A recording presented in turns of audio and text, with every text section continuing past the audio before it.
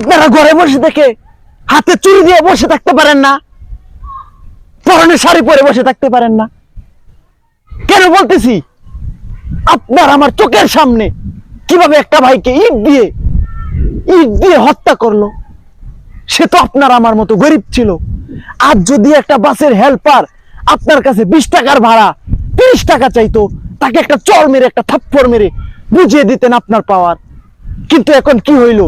গণমাধ্যম আজ কোথায় গেল?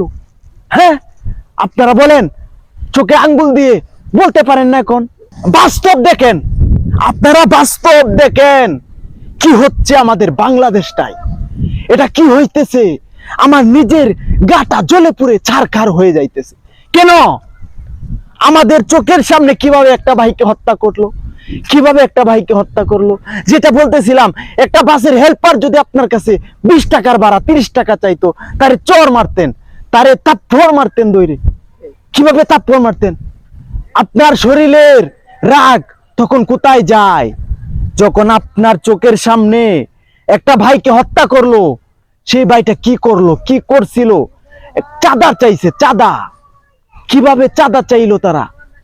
আমাদের এখন বর্তমান যে একটা পরিস্থিতি হয়েছে, আমাদের মতো গরিবের কোনো বাসস্থান এই বাংলাদেশে দেখি না। আমরা কিভাবে বসবাস করবো এই বাংলাদেশে?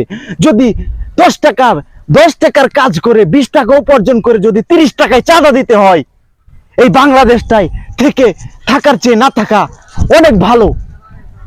হ্যাঁ, এই বাংলাদেশটাই থাকার চেয়ে না থাকা অনেক ভালো।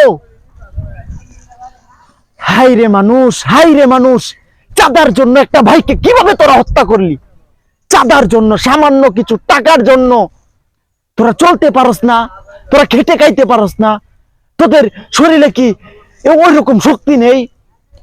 আমাদের ঘাম যারা টাকা দিয়ে কিভাবে তোরা চলতে চাস? তোদের শরীরে কি শক্তি নাই? হাই রে, হুঁশিয়ার হয়ে যা। গণমাধ্যম কোথায়? আল্লাহ, তুমি তাদের সঠিক বিচার করো মাওলা। এই ভাইকে যারা হত্যা করলো, ইট দিয়ে পাথর দিয়ে মেরে পাথর চাপা দিল, যারা একে একে করে পাথর চাপা দিয়ে যারা মারতে চাইলো, তুমি তাদেরকে বিচার করো মাওলা। তোমার কাছে 2টা হাত তুলে মাওলা বিচার দিলাম। বিচার কইরো।